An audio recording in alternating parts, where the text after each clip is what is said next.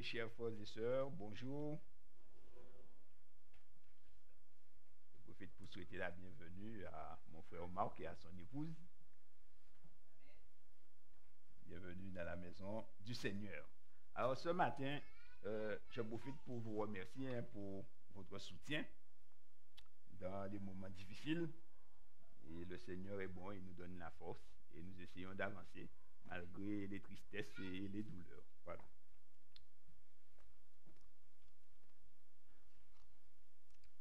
Ce matin, nous allons parler d'un Dieu digne de confiance.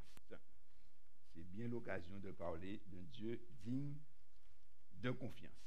Jésus fait cette déclaration extraordinaire à l'apôtre Jean dans Apocalypse 1er et le verset 8. Apocalypse chapitre 1er et le verset 8.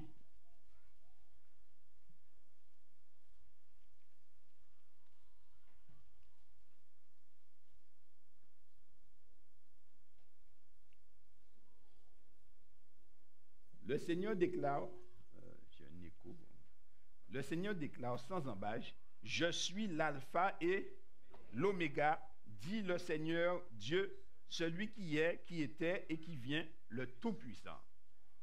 Jésus dit, il est le premier et le dernier. Et donc, il se dit lui-même Seigneur Dieu, celui qui est, parce qu'il existait de toute éternité, qui était, parce qu'il nous a sauvés en mourant sur la croix pour nous, et qui vient, parce que Jésus vient certainement. Et il ajoute derrière le Tout-Puissant. Voilà sa signature. Le Tout-Puissant. Ce qui veut dire que les promesses de Jésus, les paroles de Jésus, sont des paroles certaines et véritables. Mais bien aimés chers frères et sœurs, les choses peuvent être totalement contraires à ce que Jésus a dit. Néanmoins, c'est ce que Jésus a dit qui se fera finalement. Alors c'est pourquoi Jésus dit, il vient le Seigneur Dieu Tout-Puissant. Et il est notre Dieu. Et c'est ce qui est extraordinaire.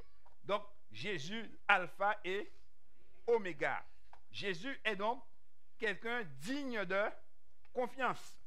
Mes chers frères et sœurs, l'une des raisons pour lesquelles Dieu réalise des efforts extraordinaires pour se faire connaître est son désir que nous arrivions à lui faire totalement confiance.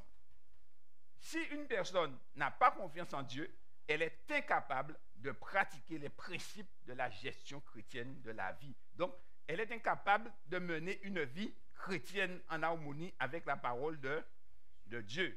En fait, derrière l'attitude de beaucoup qui ne sont pas fidèles dans les choses comme la dîme et les offrandes et bien d'autres domaines, se cache un problème de manque de confiance dans les promesses de Dieu. Ce qui signifie ne pas croire en sa parole, ce qui est la même chose que de ne pas croire en Dieu tout bonnement. La Bible dit dans Hébreux 11:6 qu'il est tout à fait possible que nous soyons dans l'Église avec le désir sincère de plaire à Dieu, mais sans la foi. Et sans la foi, il est impossible de plaire à Dieu. Les sentiments ne marchent pas, les pleurs ne marchent pas. Finalement, ce qui marche, c'est là. Cette déclaration montre clairement que plaire à Dieu n'est pas une simple question d'intention, ni même de décision.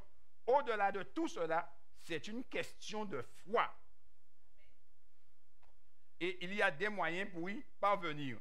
Mais si ce que nous faisons n'est pas la conséquence d'une expérience de foi avec Dieu, cela ne plaira pas à Dieu. C'est ce que nous dit le texte que nous avons lu. C'est pourquoi l'appel à être fidèle à Dieu est avant tout un appel à avoir la foi en Dieu. Nous devons cultiver chaque jour notre foi en un sauveur présent aujourd'hui. Nous devons cultiver chaque jour notre foi en un sauveur présent aujourd'hui. En nous confiant en une puissance extérieure et supérieure à nous, en exerçant notre foi en un soutien et une puissance invisible qui attend les demandes de celui qui est dans le besoin et la dépendance, nous pouvons avoir confiance au milieu des nuages comme en plein soleil et chanter notre délivrance et notre joie pour son amour dont nous faisons l'expérience maintenant. Nous devons vivre notre vie présente dans la foi au Fils de Dieu. Ceci est tiré d'un livre, une compilation de Sir White, avec Dieu chaque jour, en anglais. Nous devons vivre notre vie, notre foi en un sauveur vivant et présent maintenant. Et même si nous sommes dans les tribulations, même si nous sommes dans la tristesse ou autre chose, mais notre foi doit demeurer intacte. Très sincèrement, je prêche pour moi-même. Oui. Parce que, mes bien-aimés, la vie est faite ainsi. Nous venons, nous partons, et nous avons des difficultés, nous avons des douleurs, nous pleurons, certes, mais notre foi doit demeurer intacte dans le Dieu vivant. Nous ne devons pas douter de l'amour de Dieu, ni de la bonté de Dieu envers nous. Il est clair que nous avons besoin de foi, non seulement pour croire en Dieu et l'accepter, mais aussi pour être en relation avec lui chaque jour et vivre pour lui. Beaucoup de personnes prient le Seigneur, ils développent une relation avec le Seigneur, mais ils vivent pour eux-mêmes. Et c'est là que ça ne fonctionne pas. Il faut être en relation avec lui, oui, il faut le prier, mais il faut aussi vivre pour lui. Parce que si nous ne vivons pas pour lui, eh bien, nous allons toujours échouer sur des écueils de la vie. Nous allons dans sa présence, nous prions, nous méditons, mais nous devons aussi vivre pour lui après. Et ça, c'est essentiel. Bien entendu, avoir foi en une personne implique d'abord de connaître cette personne. Et c'est là souvent que nous échouons. Comment une personne pourrait-elle donner volontairement et joyeusement son temps, sa personne, ses ressources à un Dieu qu'il ne connaît même pas? Comment puis-je appliquer la parole de Dieu au pied de la lettre en toutes circonstances si je ne connais pas ce Dieu et que par conséquent je ne lui fais pas confiance? Vous savez, les églises sont remplies de personnes. Je regardais une église en Chine juste avant de venir à l'église. Ça s'appelait A Church Underground. Donc, c'est des gens qui sont dans des maisons et ils pleurent, ils prient. Toutes les églises, aux 4 points cardinaux de la terre, chers amis, on cite le nom de Jésus, on appelle Jésus, mais peu de personnes font réellement confiance à Dieu. Parce que dès que l'on présente la parole de Dieu, eh bien, celui-là dit, mais non, Dieu n'a pas demandé ça. Mais non, bon Dieu voulait ça. C'est Zot qui a dit ça. Mais le truc est écrit là. Hein. Pourquoi? Parce que ça ne l'arrange pas. Si nous cherchons Dieu, que nous prions Dieu, pour que la parole de Dieu nous arrange, nous n'allons jamais trouver Dieu. Nous devons chercher Dieu avec une conscience pure. C'est-à-dire que lorsque Dieu nous dit à droite, eh bien, c'est nous aimons à gauche. Nous avons été élevés à gauche, mais le Seigneur dit c'est à droite le chemin. Eh bien, il faut faire à droite. Il faut faire à droite parce que la sécurité se trouve à droite. Tu veux faire à gauche? Eh bien, tu pars à gauche. Tu vas rencontrer des péripéties et des peines et des misères que Dieu n'avait pas prévues pour toi. Et après, finalement, après avoir bien souffert, tu vas retourner à droite. Tu auras perdu tout ce temps-là. Toute cette souffrance pour rien. Si tu avais écouté la voix du Seigneur, eh bien, tu serais passé à droite tranquillement. Et c'est pourquoi Dieu dit, voici le chemin. Mais qu'est-ce qu'ils ont répondu? Nous n'y marcherons. Quand on lit ça, on dit, messieurs, c'est où gâter Ross? D'après vous, on est meilleur? C'est ça, c'est l'homme. Bien-aimés, nous voulons que le Seigneur Dieu vienne et le Seigneur veut venir, mais le Seigneur ne vient pas n'importe comment. Le Seigneur vient à ses propres conditions à lui. Je n'ai jamais vu un enfant, un papa qui accepte que son fils commande dans la maison. Il dit, papa, il faut aller travailler parce que, bon, j'ai besoin d'argent. Hein. Il dit, papa, tu sors, mais quand il est 8 heures, il faut rentrer, hein, sinon je ferme. Hein. Qui c'est qui va accepter ça? Je vais dire quelque chose. Ce que je vais dire, ce n'est pas péjoratif, mais même le plus terbé des papas ne va pas l'accepter. Pourquoi? Parce que ce n'est pas logique. il y a quelque chose là-dedans qui n'est pas logique. Et pourtant, nous le faisons à Dieu. Peut-être parce que nous ne le voyons pas. Et nous pensons que Dieu est d'accord. Moi, je fais comme ça et le Seigneur est d'accord. Mais non, le Seigneur n'est pas d'accord. Nous nous mentons à nous-mêmes. Nous devons faire les choses, bien-aimés, comme Dieu nous le demande. Comme Dieu nous le demande. Parce que ce que Dieu nous demande, eh bien, c'est notre propre sécurité à nous-mêmes. Donc, nous appliquons la parole de Dieu. Alors, pourquoi vais-je croire que Dieu s'intéresse à ma santé, à ma prospérité matérielle et spirituelle, si je ne sais pas comment il pense ni comment il agit? Une personne ayant ce problème de fond finira par voir Dieu plutôt comme un intrus dans sa vie. Il lui sera très difficile de suivre ses instructions et pratiquement impossible d'avoir une vie qui lui est agréable. Oui, bien-aimé, sans la foi, il est impossible de plaire à Dieu. Quelque chose qui va nous aider à avoir une vraie expérience de foi avec Jésus, c'est d'arriver à croire, et ça c'est important, que si étrange et illogique que nous paraissent les promesses de Dieu, il a le pouvoir de les accomplir et il est toujours fidèle et vrai. Si étrange et illogique que nous paraissent les promesses de Dieu, il a le pouvoir de les accomplir et il est toujours fidèle et vrai.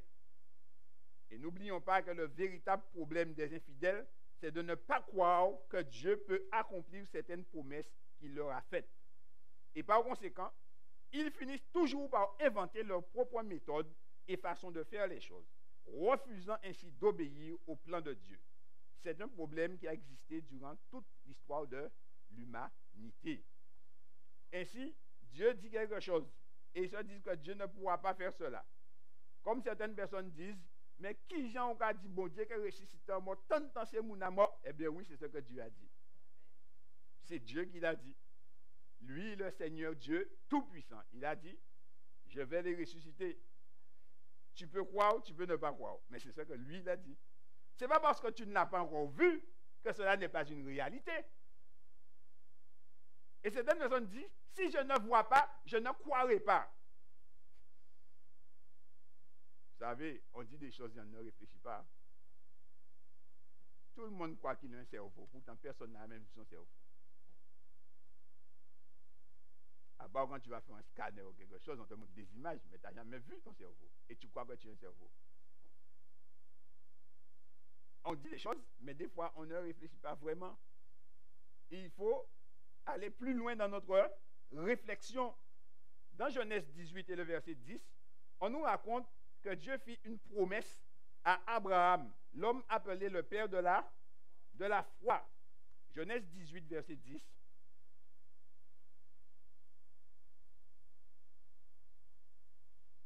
Genèse 18, verset 10. Si quelqu'un trouve le texte, il peut se mettre debout et faire la lecture. Ça va nous faire gagner du temps. Genèse 18, 10.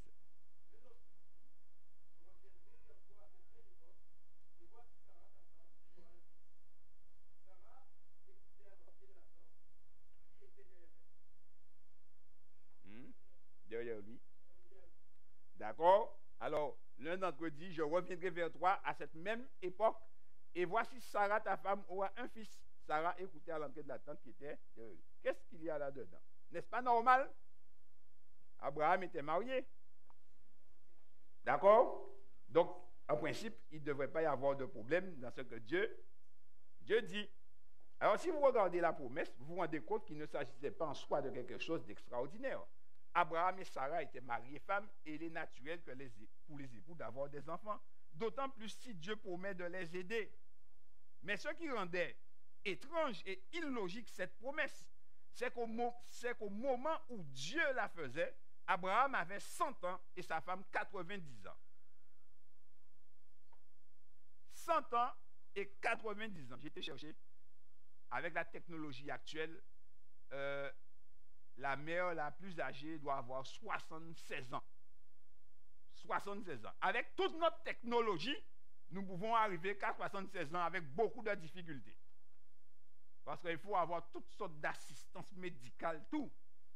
Et là, Dieu vient sans machine, sans rien, et Dieu déclare, eh bien, à cette même époque, je vais revenir et tu auras un fils. D'ailleurs, remarquez que nous avons besoin d'appareils pour voir si c'est une fille, si c'est un garçon, mais Dieu, tout de suite, il dit que ce sera un fils. Donc, après les 9 mois, on doit avoir un garçon et pas autre chose. 90 et 100. Alors, si on disait ça à une personne aujourd'hui âgée de 90 ans, quelle serait sa réaction? Et d'après ce que nous connaissons, eh bien, de ce côté de l'éternité, les époux de cet âge-là ne peuvent plus avoir d'enfants. En fait, la première réaction de la future mère fut de rire de la promesse. Il dit, si, croyez-moi, Sarah a pris cette affaire comme si Dieu était en train de faire une blague. Mais oui, puisque à 90 ans, ils étaient jeunes, Dieu ne leur a pas donné l'enfant. Et maintenant qu'ils sont tous les deux vieux, Dieu vient et dit l'année prochaine, tu auras un fils. Alors pour elle, Dieu s'était mis dans un grand problème en disant cela. Parce que maintenant, eh bien, il n'y a plus de possibilité. Et pour elle, eh bien, Abraham était déjà vieux et elle-même, voyez ce qu'elle dit, versets 11 et 12 du chapitre 18. Genèse chapitre 18, versets 11 et 12. Genèse 18, versets 11 et 12.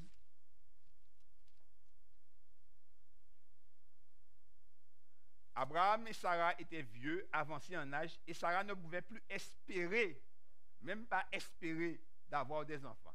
Elle rit en elle-même en disant, maintenant je suis vieille, aurais-je encore des désirs? Mon Seigneur aussi est vieux.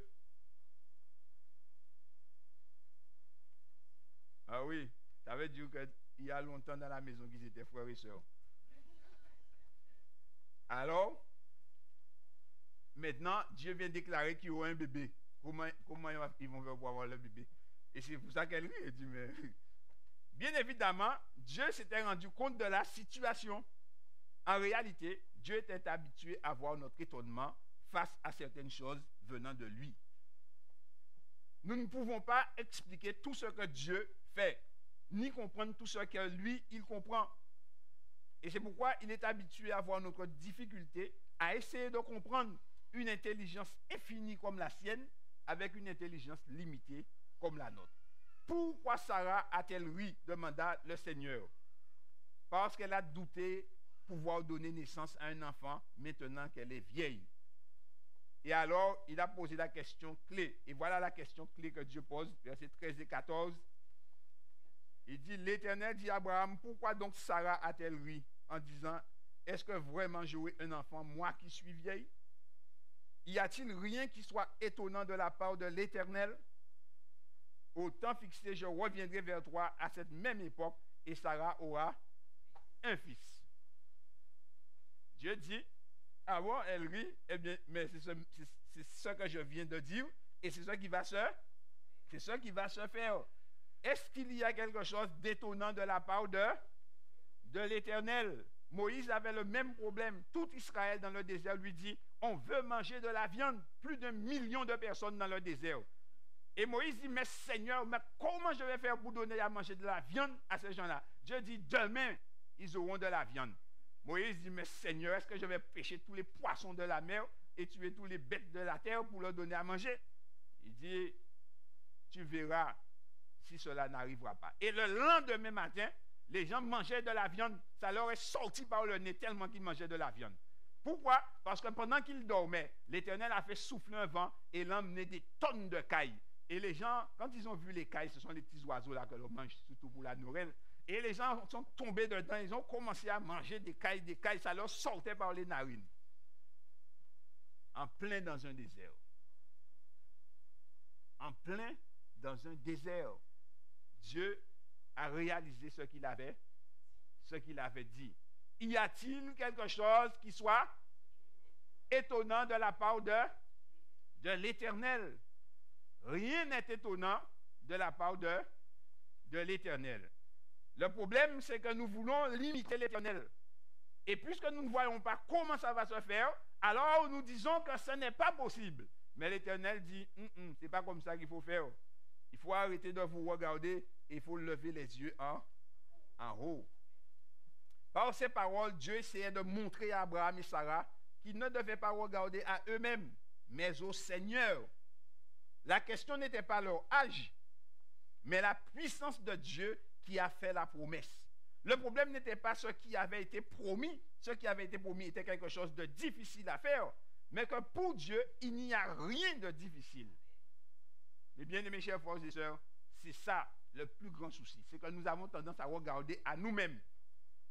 Si nous avons besoin de quelque chose, Jésus dit, demandez et vous, qu'est-ce que vous avez besoin ce matin? Alors demandez-le à l'Éternel. C'est ça que la parole de Dieu nous dit. Mais ne réfléchissez pas, mais qui est l'Éternel qui fait? Ce n'est pas votre problème. Votre problème, c'est de demander. Dieu dit, il faut demander. Tout ce que vous demanderez avec foi par la prière, vous le recevrez. Croyez que vous l'avez reçu et vous le verrez s'accomplir.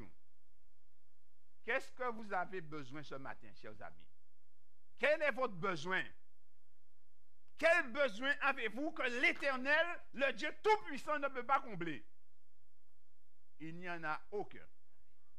À moins que ce soit une transgression de la parole de Dieu, alors là, Dieu ne sera pas avec vous dans votre affaire.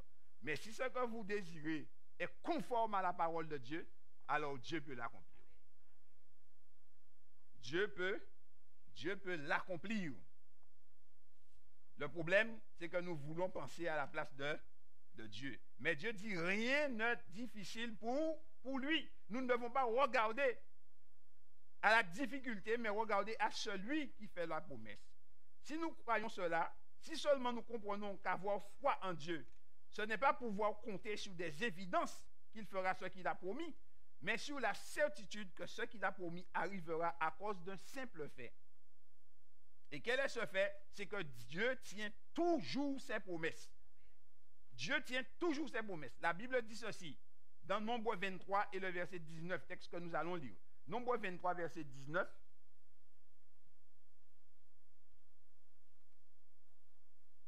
Nombre 23, 19.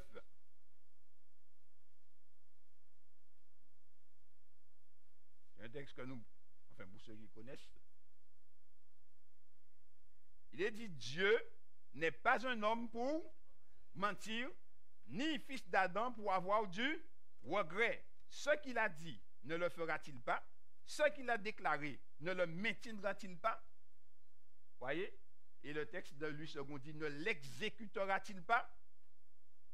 Dieu n'est pas un homme pour mentir, ni un fils d'Adam pour avoir du regret. C'est-à-dire que lorsqu'il t'a fait la promesse, il dit, on va te dire, mais c'est ça. Hein? Ça nous arrive, nous les humains.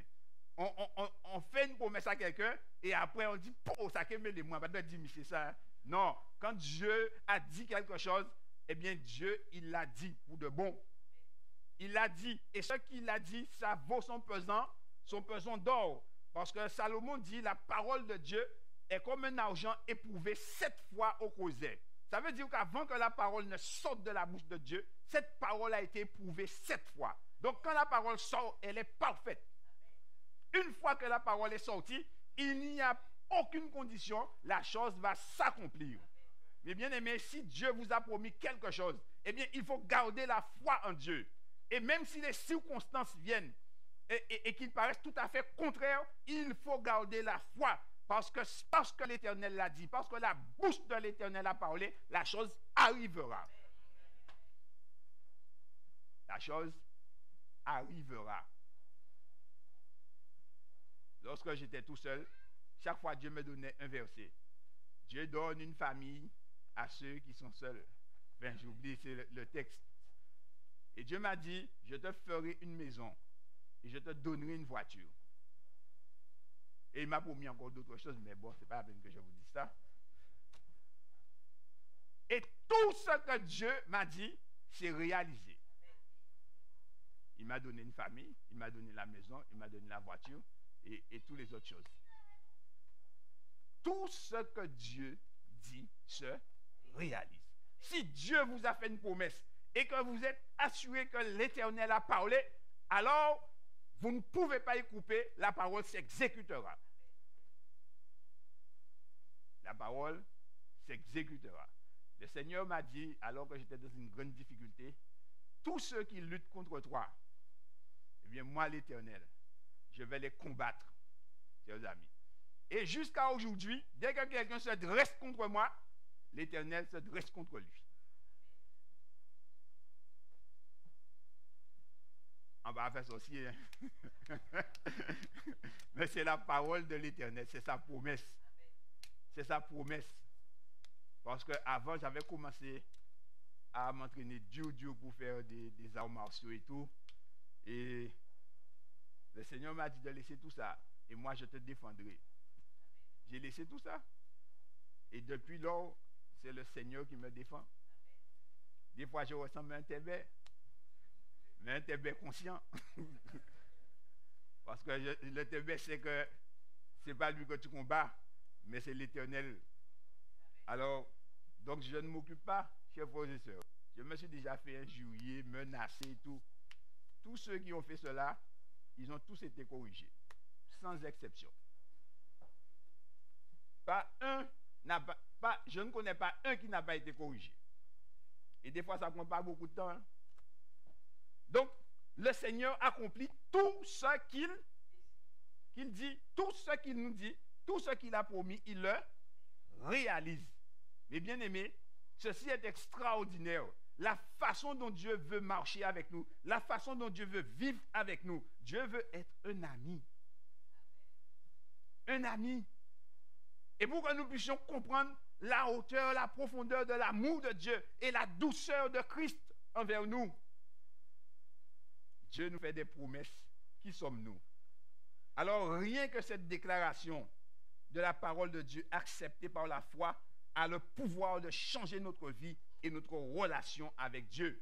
Dieu n'est pas un homme pour mentir, ni un fils d'homme pour avoir du regret. Ce qu'il a dit, ne le fera-t-il pas? Ce qu'il a déclaré, ne le maintiendra-t-il pas? C'est ce qu'il a dit, bien-aimés chers frères et sœurs. L'Éternel a dit, quand tu appelleras, je dirai, me voici. Alors, si tu cherches l'Éternel et que tu appelles l'Éternel, l'Éternel dira, me voici. Il ne peut pas en être autrement. Certaines personnes disent que Dieu ne parle pas parce qu'eux-mêmes ne parlent pas à Dieu. Ou bien ils ont parlé à Dieu, mais ils ne remplissent pas les conditions que Dieu attend d'eux. Mais si nous marchons selon les conditions, Ésaïe chapitre 58, allez, lisez ce chapitre et vous verrez ce qu'il dit. Il dit, si tu fais ci, si tu fais ça, si tu fais cela, il dit, moi l'Éternel, quand tu m'appelleras, je dirai, me voici.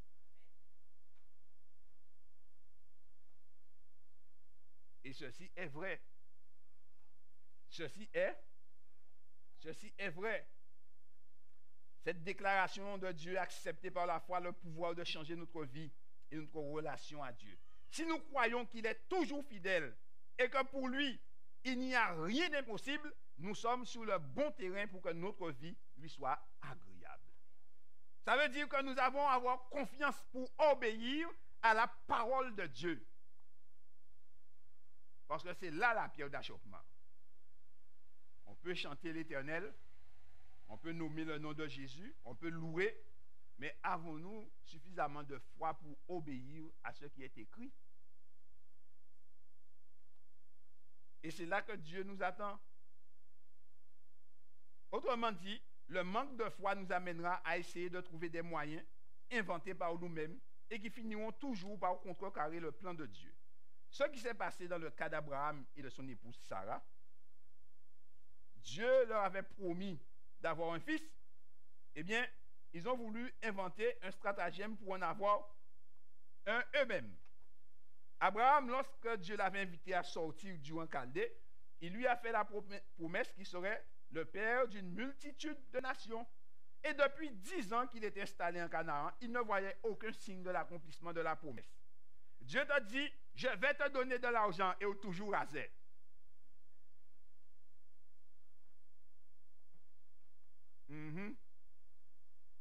Ou toujours rasé. Pourquoi? Donc, tu te dis, mais je ne comprends pas. Le Seigneur m'a dit. Et certaines personnes disent, mais je ne comprends pas. Je lis, le Seigneur promet des choses. Et finalement, le Seigneur Vous savez, ce n'est pas nouveau. Hein? Le prophète Jérémie, il a dit à Dieu, mais si on dit ça en créole, c'est comme s'il a dit à Dieu, mais vous t'avez dit au double moins. Pourquoi? Parce que Dieu lui avait fait une promesse. Et Dieu lui a dit, je combattrai tes ennemis, je te délivrerai. Et vous savez pourquoi on dit des jérémiades? Eh bien, c'est parce que Jérémie a souffert tellement. Il pleurait tout le temps. Il pleurait tout le temps. Alors, à un moment donné, il a dit à l'Éternel, l'Éternel, tu as dû me doubler lorsqu'on a passé le contrat. Parce que c'est pas ce que j'avais compris. Hein? Et Dieu lui a dit, si tu te rattaches à moi, tout prophète qu'il était, Dieu lui a dit, il faut que tu te rattaches à moi. Tout ce que tu ressens là, c'est que tu es en train de te détacher. Alors, il faut recoller au peloton et ça va aller. Et ça a été. Hein? Mais Dieu ne lui avait pas menti. Dieu l'a bien délivré de tous ceux qui le persécutaient. Eh bien, Abraham ne voyait rien venir et il savait que Dieu lui avait fait la promesse. Alors, semblant convaincu que Dieu leur avait fait une promesse qu'ils ne pourraient pas accomplir, ils en arrivèrent à la conclusion qu'ils devaient faire quelque chose pour aider Dieu. Et se mirent d'accord tous les deux pour commencer à former la nombreuse descendance promise par Dieu avec l'aide d'Agar, la servante égyptienne de Sarah. Bien entendu, un plan comme celui-ci, né de manque de foi dans la puissance de Dieu pour accomplir ce qu'il promet, qui de plus était un plan visiblement contraire au plan de Dieu, ne pouvait qu'entraîner de tristes conséquences. À partir de là, le foyer d'Abraham et de Sarah a connu la jalousie, l'envie, le ressentiment, la séparation et les larmes. Parce que Sarah et Agar étaient bien gentilles dans la maison, mais une fois qu'elle est devenue enceinte et qu'elle avait un fils, eh bien là, vous avez commencé à faire grand madame en casse là.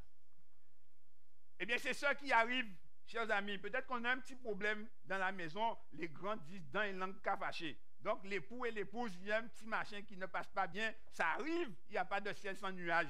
Eh bien, monsieur ou madame court chercher quelqu'un d'autre. Et là, le problème commence. Là, le problème commence. Parce que tu avais un petit problème comme ça, tu as été mettre un truc comme ça dans la maison. Et comme Satan n'est jamais loin dans cette affaire, eh bien, il fait qu'un bébé arrive, boum, dans ces affaires-là. Un petit problème, là, par exemple, on a notre petit monde dehors. Problème dans la maison, babier, toutes sortes de choses. Larmes. Pourquoi? Parce qu'on a voulu sortir du plan de Dieu et d'arranger ses affaires soi-même. Les amis, la route secours, c'est problème. La route secours des voitures, c'est un bénéfice. La route secours dans le ménage, c'est problème. C'est problème. Dieu t'a fait une promesse. Si tu restes fidèle dans ta maison, Dieu te bénira. Dieu te bénira. Nous ne voulons pas souffrir, mais les élus de Dieu sont forgés dans l'adversité. Paul dit, c'est par beaucoup de tribulations que nous entrerons dans le royaume des cieux. Donc, il faut rester en Jésus-Christ. Et il faut rester fidèle et Dieu te délivrera. Dieu te délivrera. Qu'y a-t-il d'impossible à l'Éternel? Ton mari est plus fort que Dieu? Ta femme est plus forte que Dieu? Qu'est-ce qu'il y a d'impossible à l'Éternel? Nous devons faire confiance à Dieu. Eh bien, Abraham a eu des problèmes. Et le problème d'Abraham, eh bien, aujourd'hui, il s'est répercuté dans le monde entier. Parce qu'Abraham a fait avec Agar Ismaël. Ismaël, c'est le père de tous les Arabes. Qui c'est qui pose les bombes aujourd'hui, d'après vous? C'est de là que vient le problème. Oui. Parce que le problème, c'est que lui, il voulait passer pour le fils de la promesse. Or, le fils de la promesse, c'était Isaac. Donc, il y a toujours eu guerre entre les Juifs et les Arabes à cause de cette chose-là. Et du coup, tous les deux voulaient réclamer Jérusalem. Alors, les descendants d'Ismaël, eh bien, ont multiplié. Et ils sont devenus très nombreux. Et ça a donné à la fin l'islam. Vous voyez? Une autre porte de salut que Dieu n'a pas sanctifiée. Et de ce fait, maintenant, ils veulent convertir la terre entière. Parce qu'un jour, Abraham a pensé qui pouvait aider Dieu. Dieu ne nous a pas demandé de coup de main. Il nous a dit, faites-moi confiance. Faites-moi confiance. Maintenant, eh bien, chers amis, Dieu est venu et il a réalisé sa promesse. Et Sarah a eu un enfant, un fils. À 90 ans, elle a enfanté. Je vois parler de médecins même ici, ne disent pas mieux. 90 ans. Chers amis, Dieu, lorsqu'il nous fait une promesse, eh bien, nous pouvons nous fonder sur la promesse de Dieu. Écoutez ce que l'apôtre Paul dit d'Abraham dans Romains chapitre 4, à partir du verset 17.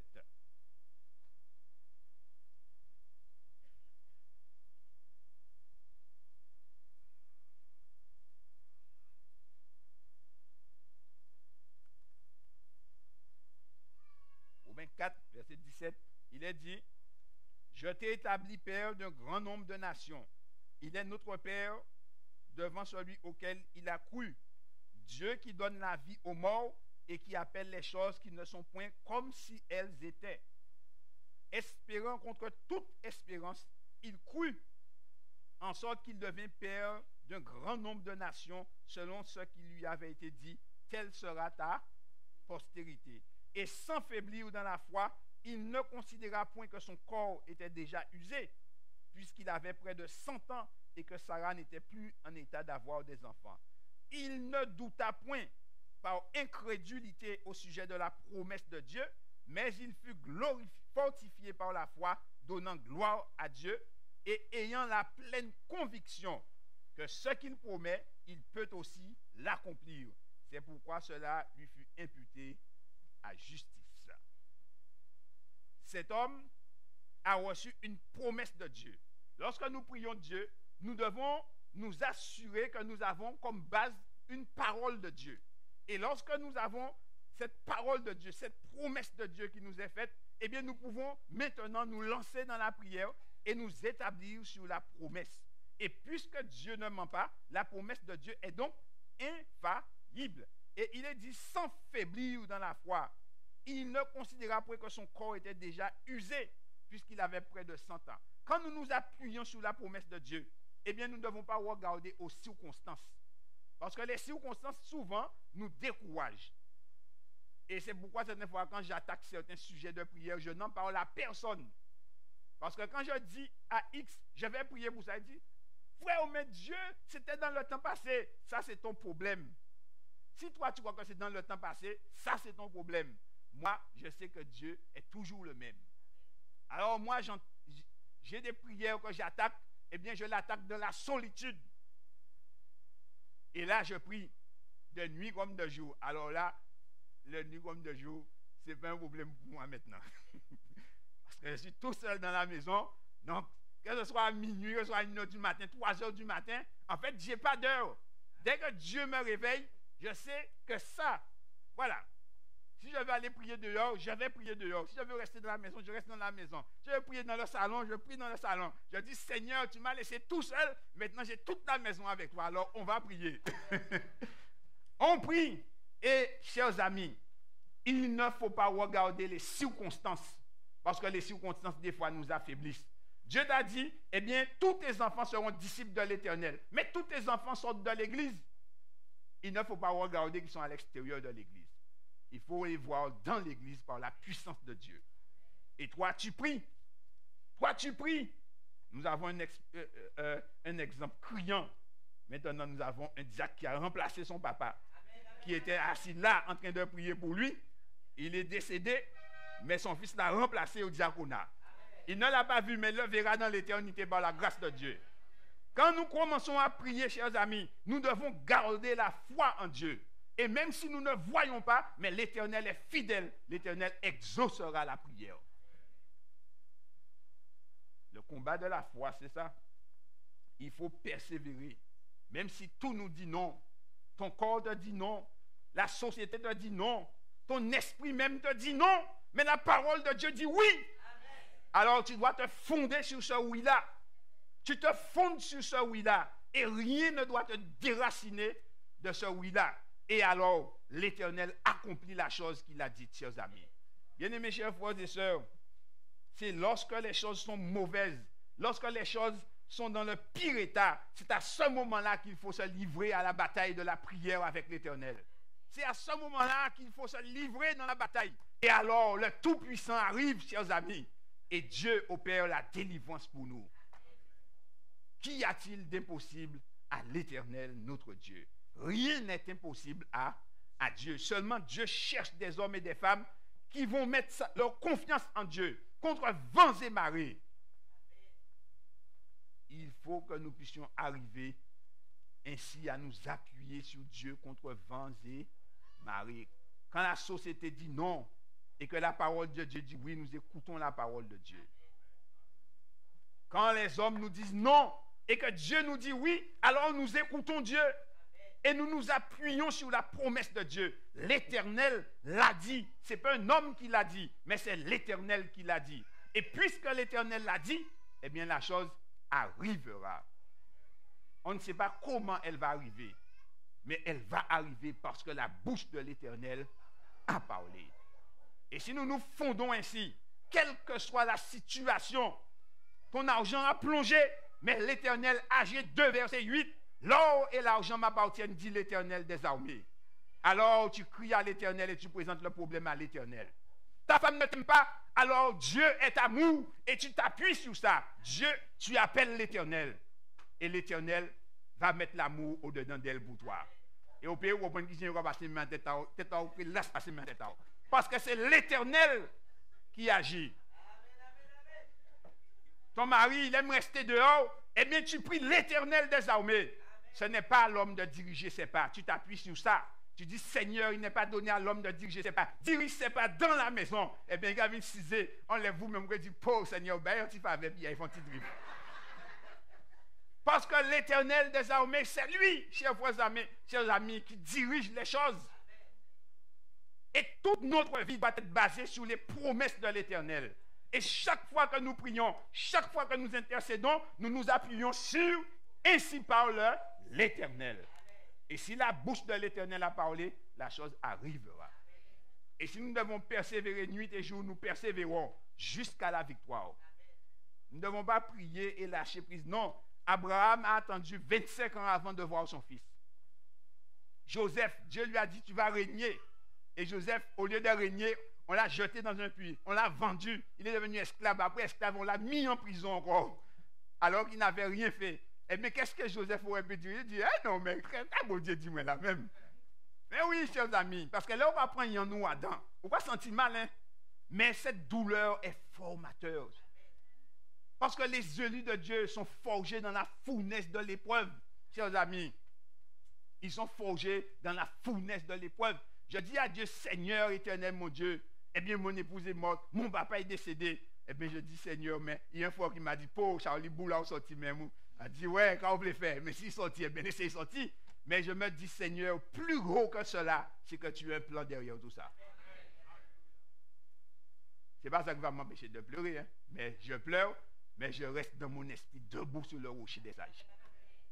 Pourquoi? Parce que l'Éternel a un plan et qu'il ne peut pas errer. Il dit, voici, je viens, je suis celui qui est, qui était et qui vient, le Tout-Puissant. Mais bien aimés chers frères et sœurs, Dieu nous aime d'un amour éternel. L'amour de Dieu est immense pour nous. Et Dieu, il veut, ce qu'il veut, c'est que nous soyons heureux. C'est que nous possédions la paix.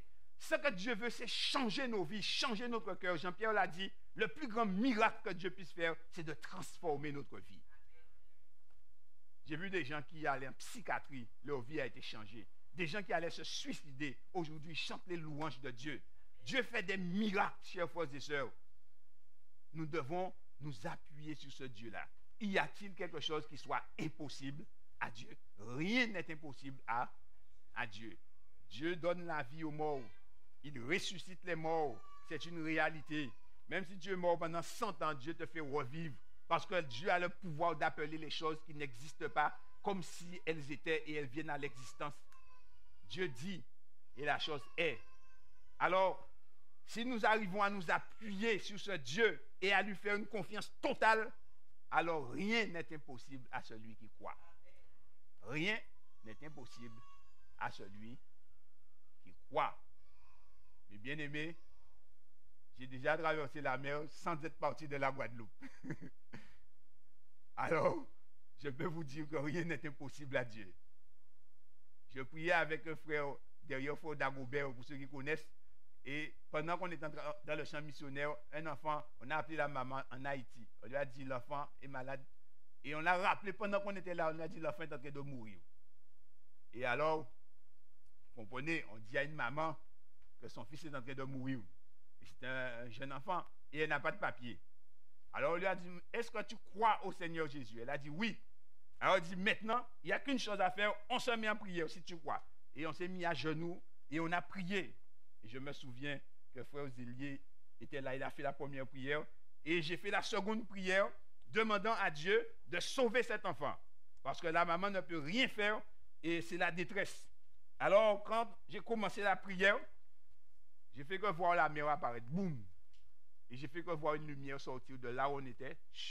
Et je regarde, j'ai jamais été en Haïti, et je vois Haïti qui apparaît, comme si c'était dans un avion. Et la lumière est descendue, et j'ai vu l'enfant, et la lumière est tombée sur l'enfant, boum. Et quand la lumière est tombée sur l'enfant, le téléphone a sonné. Il dit, nous passons le cas est passé, tu m'as guéri. Tu m'as rêvé, il guérit instantanément. Christ fait ce qu'il veut. Rien ne lui est impossible. C'est celui qui est, qui était et qui vient. Et le Tout-Puissant. Si nous croyons à ses promesses, il réalisera toute sa volonté. Et bien, mes chers frères et sœurs, nous pouvons croire que Dieu est au milieu de nous. Mais seulement cherchons l'Éternel d'un cœur sincère. Humilions-nous, renonçons à tout ce qui nous empêche d'accéder véritablement au trône de la grâce. Et le Seigneur nous répondra, car il a dit, je vais répondre, il est fidèle, il est sincère, il est vrai. Et c'est pour nous qu'il est venu. Alors, tournons-nous vers lui et ouvrons notre cœur afin qu'il puisse nous bénir abondamment. Que Dieu bénisse son peuple et qu'il vous aide, chers frères et sœurs, à lui faire une confiance totale et que nous puissions mettre en pratique la parole de Dieu. Béni soit le Seigneur. Amen.